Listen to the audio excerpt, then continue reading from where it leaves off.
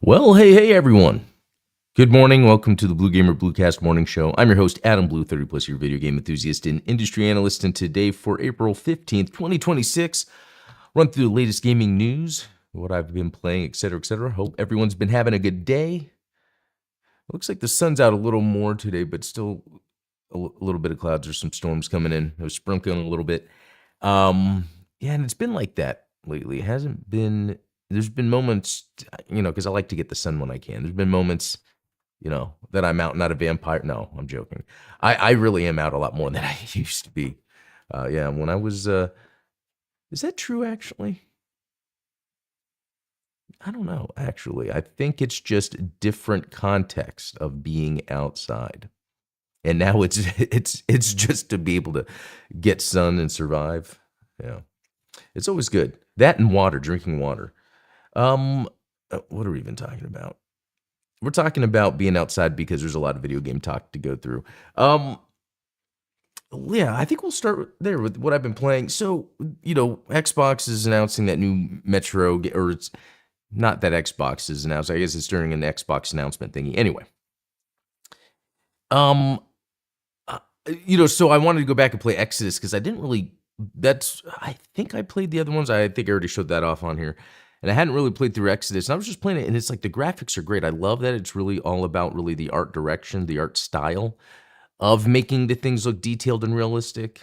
It makes me really appreciate that in games. If you think about the extent that they go to make things look detailed, in what way is it being done? Is it more leaning toward realism, or is it the detail in the artwork and the art direction? And so I think Metro just looks fantastic. I think that might be a running theme today. Stay tuned for that. Anyway, playing Metro Exodus a bit, as I was getting through the game, there are times where it's a little too linear and too talky.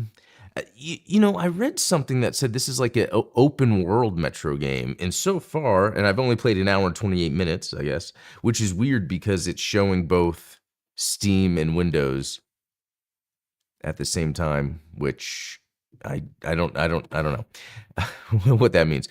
I could remove it from here, but that's very interesting from the back end that I'm launching this through Steam. Is that because it's tied into Windows somehow? But anyway. In the hour and 20 minutes I've played, it's been very linear, very narrative heavy as I'm coming to areas where then the character's just talking for a while. So it could be that it opens up. I kind of want to give it some time, but even yesterday I got to a point where it just kept going. I was just sitting there kind of like zoning out, and I was just like, yeah, I'll just stop playing. Yeah, so I don't know. I might jump back into that. Really curious about, the Metro 2039. That first look is tomorrow. It's actually, the Xbox app is up in the background. I'm showing that. Okay, so another game I played just came out yesterday. It says it played for about an hour. Replaced. I remember hearing about it before and forgetting about it. I guess this has been making for a long time. It plays just like Flashback or Out of This World, if you're familiar with those games from the 90s or late 80s and 90s.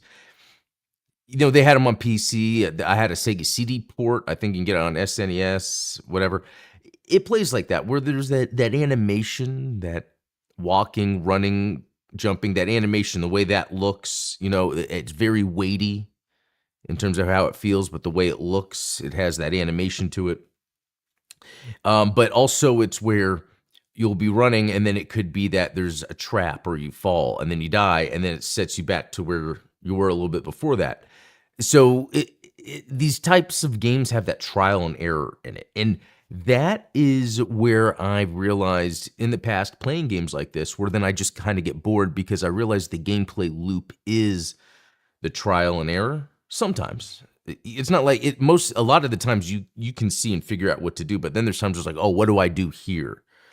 On purpose. The game it's almost like a puzzle. And so I sometimes check out of that just because it's the trial and error, like to what end? Oh, just to get to the next trial and error thing. You see what I mean? So, and it took me a while to realize, I love these games. How come I never finish them? And so Replaced, it had that feeling in that first hour, but I couldn't help but just be enamored by the graphics, the art direction. I should actually get some um, replaced. Let's get some screens up because I'm doing a bad job of just getting to a screenshot. Anyway, this is just an example where it's like it's 2D side scrolling, it's pixel art, and everything is pretty much pixel art, but it reminds me of the way Symphony of the Night was made. I remember researching, or I was reading something about the production behind it and how it's like, Symphony of the Night was made different than the other games because on the PS1, the 3D technology was stronger than the 2D technology. So the idea was make Symphony of the Night 3D, but have it where the only perspective really is a side-to-side sort of thing. So it's like 2D animation as textures on 3D objects. And I feel like that's what's going on here, and I could be completely wrong, but that's the essence, the feel I get, to where it's like, if we look at Bloodstained Ritual of the Night, if we look at the new Castlevania coming out, I feel like this would have been the more proper evolution for graphics of Castlevania than what we have now. I mean, wait a minute, is there not a way to... Oh, it's right there. Okay. I wanted to kind of yes, get to some gameplay. And I'll jump in a second, but just as you can see the way it looks, it just has that it's all that pixelated, but it has the depth to it, and atmosphere and mood. That's something that the Castlevania games need to have. And I don't think the new Castlevania game is really pulling off that look, but I'm going to reserve judgment until I play it. But anyway, playing this game, it's like I like what's going on, but it's just the graphics that are just amazing. The look is amazing. The graphic, and it's not just the graphics; it's also how they are dictating use of like the camera, for instance, where there's, even though it's still 2D, there's some cinematic moments going on. So yeah, I don't know if I could really see myself playing through and beating this, just because in my mind I can feel the core gameplay loop. And the other thing too is this sort of oppressive cyberpunk atmosphere. I think it's cool, but I'm really not into it. I would be more into sometimes I feel like the oppressive part of Western cyberpunk is too on the nose. And I'm really interested in what we see a lot more in like Japanese anime, where there's almost like this, it's like the background where you're being presented with like what fantastical things we could see in the future, but it has this like dark cloud around it. Like, to what end are we in this sort of fantastical future? And I think Japanese anime has always done a good job of representing that. But, and I'm just saying, so for this, like being in this kind of on the nose, oppressive environment sometimes can get a little boring for me. So that's just my personal take. Although I think what they've done here is magnificent game development. Totally. I'm glad, even if I might play a little bit, but even I've only played that hour, I'm still glad I did. Okay, Sigma Star Saga. I think I jumped in a little bit on that, and yeah, the X Zeus. Because I forgot, now I'm gonna have to do a review of it. I got the new, I think Nixie is the brand, NYXI, Switch 2 Joy-Cons that have I think the brand MOBA Pad, if that was the name of the brand. They came out with these, like, in my opinion, revolutionary Joy-Con style. Not full controller grip style, but Joy-Con style stuff for the Switch controller, just to keep the Switch controller low profile in terms of how big the grip could be, even though I prefer the bigger grip for longer game sessions. There's still ways you can engineer something smaller like the Joy-Con, but be more comfortable than a Joy-Con. And so these Nixie controllers do that for Switch 2, and they use that same MOBA pad design. It's just a little bigger to fit on, and it feels great. I want to play a little bit more intense games. I want to try it with Metroid Prime 4, but I'll do a review on here on the channel. Okay, doke. Let me... okay. I think that's it for what I've been playing because it really wasn't too much. It was just at the end of the night, I just jumped into a couple things for a little bit, mainly playing Replaced. Okay, let's jump into some news. So I find it interesting that apparently Nintendo spreads fake information internally to patch leaks. Now, this coming out, unfortunately, means like if someone from Nintendo that's leaking stuff reads it's like, oh, okay, I shouldn't be saying anything. And maybe that's part of the point. They'd rather probably that happen than have to like get someone in trouble. You know what I mean? So maybe that's the psychology behind this. But I wonder if this has anything to do with in terms of like these.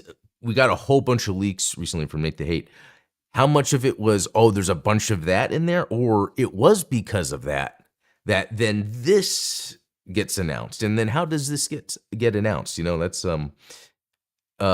yeah. I've now heard from 7 different people that Nintendo has officially employed the spread some fake info internally to try and discover who's leaking information. Yeah, it sounds like that's really done on purpose to more stop that from happening rather than try to catch people. I think that's a better way to go about it. You know, in life, like there's times where you want to get wrongdoing, but you want to go at it the right way. It's not like you don't want to set up someone to prove that they are a bad person. It's almost like you want maybe lessons or some way to communicate for someone to really then, you know, think about what they do before they make a bad decision. Okay. Crimson Desert sales top 5 million. That is crazy. I that is crazy that this game has sold this much. Or is it? Because I'm actually thinking back to Elden Ring, and I remember how fast Elden Ring didn't it get to like 20 million like in 3 months or something? And this has a chance to do that. Yeah, because this game just came out March. Yeah, was it? Yeah, March 19th. And I got to get back to playing it. I probably will a little bit this weekend. I almost did this morning because I was watching a video where someone was showing doing something cool in the world. It's like, oh, I want to get back into that. But it's where I want to sit and have long sessions, and it's better for the weekend or evenings for that.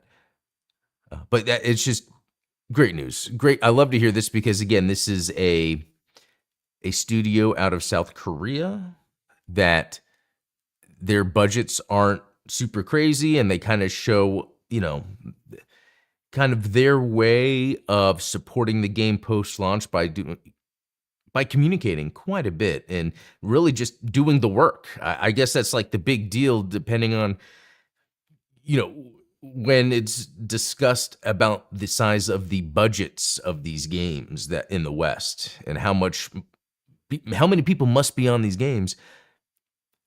Like, how come they don't usually get as many patches and fixes as other games? I mean, some do have got Cyberpunk, No Man's Sky, sure, but I mean, for instance, was it Monster Hunter that went like almost a year with a frame issue that was found out to be having to do with the DLC? You know, I feel like we could see with this company, which I totally forgot the name of, Pearl Abyss. They tend to respond rather quickly. So, okay. So Xbox reportedly discussing internally whether to return to exclusives. So almost like the Nintendo and, Nintendo saying, oh, internally we're giving fake info. This is another thing, you throw it out there. You let that conversation happen to see what happens. And there's a few takes to this. I like the idea of playing any game anywhere. It shouldn't matter. But, and also I think the console market is potentially will die. So the idea is, well, we need to kind of follow the future. Platform agnostic services for your games. Okay, that's one issue. The other point that is very interesting is the cost of the consoles are now so expensive to where something like Game Pass or PlayStation, if they have PlayStation Plus, they have the cloud streaming now. Like if you don't have a console, I don't know. Anyway, just having a streaming service available streaming game without having to buy a console like GeForce Now. It's cheaper for someone to use GeForce Now to play their games than it is to probably buy a PC and upgrade the PC. Okay. And then we have the report that came out about how much money Rockstar, for one, but also Sony makes, with certain games on PlayStation. And what I'm trying to get at is so many people play GTA Online or Fortnite on PlayStation. And that's like an avenue, and I think it was, that there's more players that are actually spending money on online stuff for GTA Online on PlayStation than they are on PC by a wide margin. In fact, Xbox Series beats, or is it Xbox One, beats PC. So what I'm trying to say is there are these specific silos that the video game publishers and companies can make a lot of money off of. It's like Sony sees, we just got to have a Sony platform out there to be the delivery mechanism for these services games that people tend to play on. So it's almost like this repositioning that can happen. And so let me add this other part. So this all started by me saying Xbox reportedly discussing internally whether to return to exclusives. So I wonder how much the Sony backing out and of, putting their games on PC and everything, and kind of going back to seeing the money they make because they have an ecosystem. This could revitalize console gaming if each party is taking it as seriously. So, and this goes back to this other point. Microsoft was the one to kind of push this idea of Game Pass, play anywhere, doesn't matter. And that is the future. That most likely is the future. But that transition is probably happening a bit too quickly for someone like Sony. And Nintendo's got some time, even though they're getting to a point where those expectations are super high. But what then is happening is Sony is then like, okay, we know what works. We just got to latch on to that. And that means we can't follow the future yet of what Microsoft is doing. And then I'm sure Microsoft is seeing this is sort of creating this odd situation in the console space so that let's say they're like, okay, let's go back to exclusives. Let's see if that's a way that when we come out with our next platform, and we can see that every generation. And that's the other point of this. Like PS2 was big, but 360 was big, right? And then PS3 wasn't so hot. And then when the Xbox One came out, that wasn't so hot. And here's the other thing about this too, to kind of prove my point about Game Pass and what Microsoft's doing to move to the future. During the Xbox One reveal, their whole idea was you could have these digital games that you could have transferable, and you can use means or retailers like GameStop to transfer your digital games. Looking back, at that time, people were like, no way, because physical was still big enough. But Microsoft knew the future.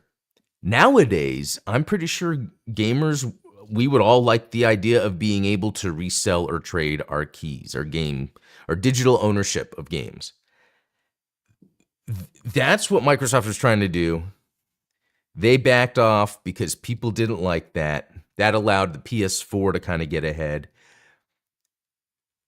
In a time where then game budgets are super, super, super high, and to make money, again, Microsoft is trying to go another path to ease that sort of overhead.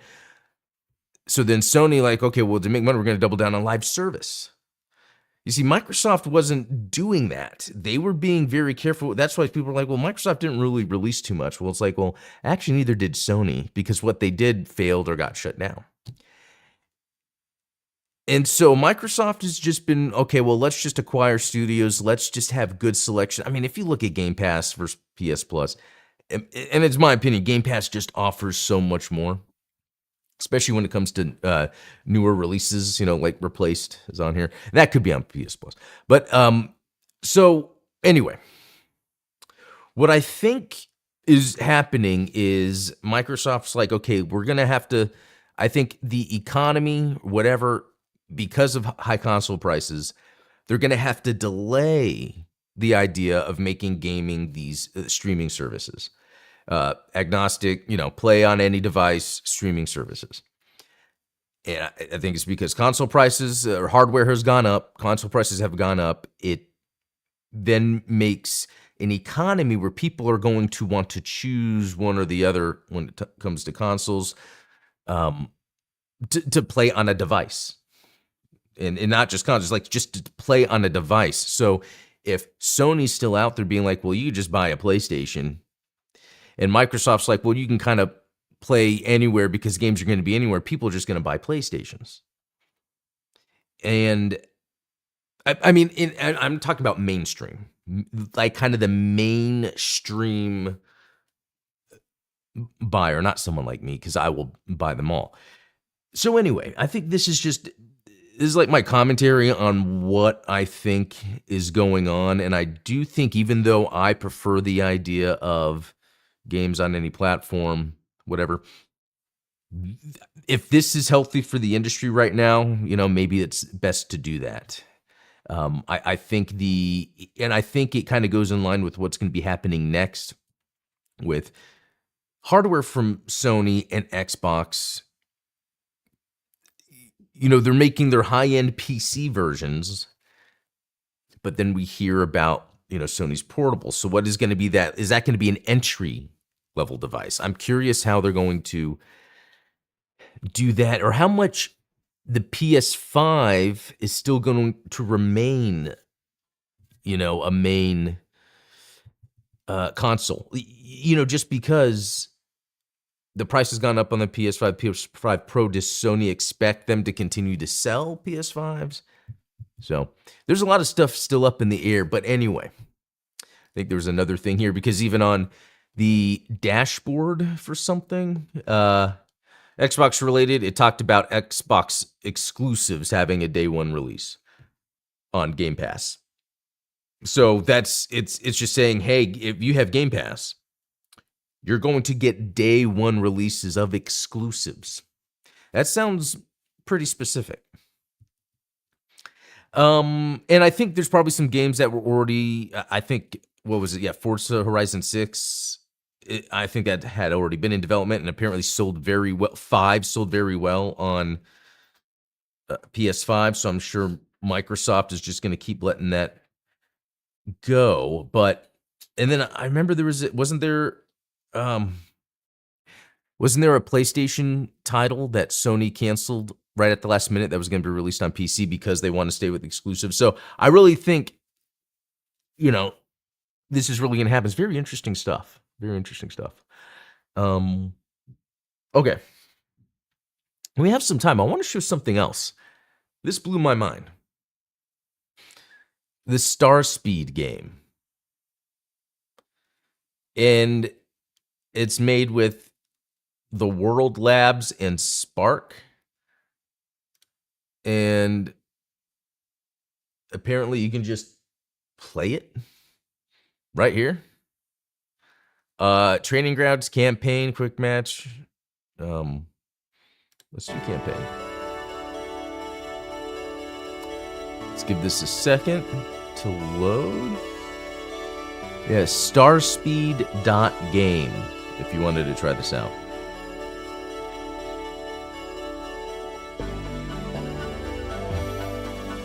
Oh, hold up. I played this earlier. It just threw up a little warning.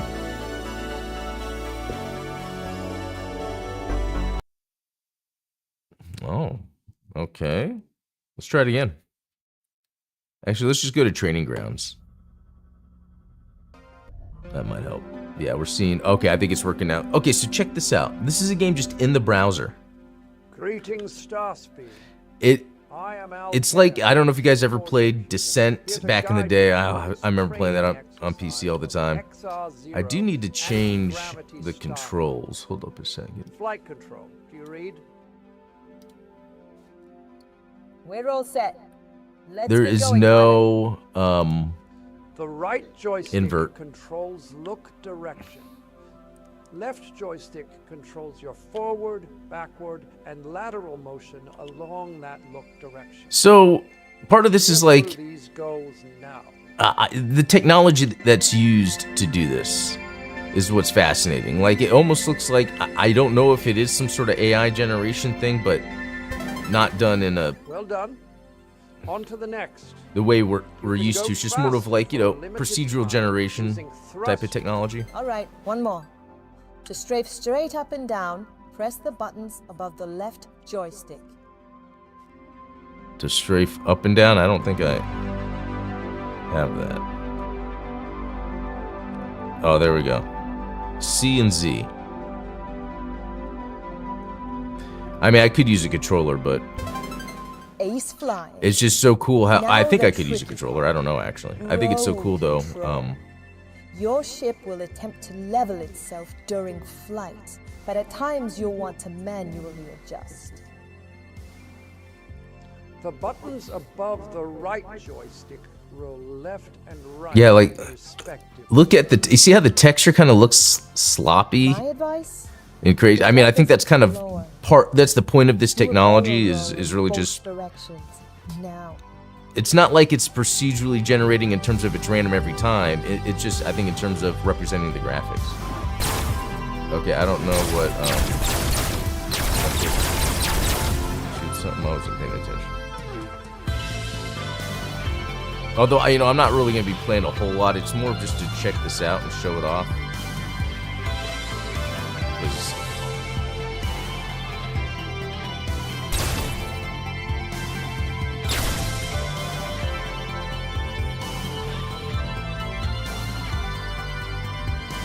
yeah, this looks really cool.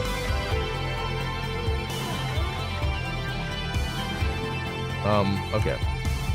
Let's do this now.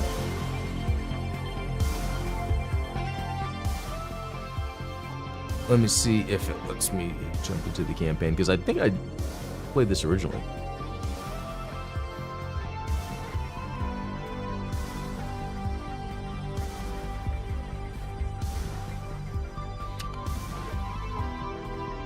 Pages loaded 8. Okay, it's getting somewhere. All right, here we go.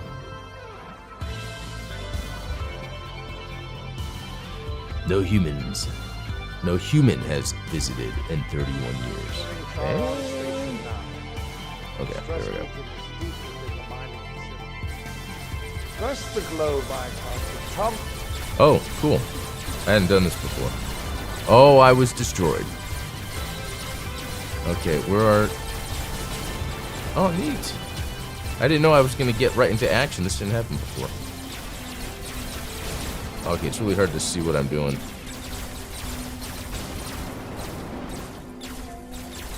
Okay, frame rate is a little wonky, but that could just be the technology, or it could be my a bunch of things. It could be my browser. It could be that I have the stream program up. It was mainly when I was turning while shooting, but now this seems to. Yeah, I guess when there's not a lot of bad guys around, it seems Control to. room ice over like that? Machine brains run hot. They need the ice. Very cool. Rock it out here. And actually, I don't even know if it like saved your game or anything. Secret. There's that. That's funny how it just starts right there. I think there's someone behind me.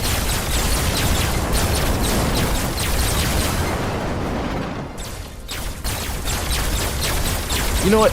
So I guess what's the point of this? Let's go to that real quick. So, the World Labs and Spark JS Dev. World Labs is a spatial intelligence company. Spatial intelligence sounds like procedural generation in terms of the environment. Building frontier models that can perceive, generate, and interact with the 3D world. Okay, that is really cool. And then there's the Spark. It's native 3D Gaussian splading renderer. I think it's just putting all the detail everywhere that we saw.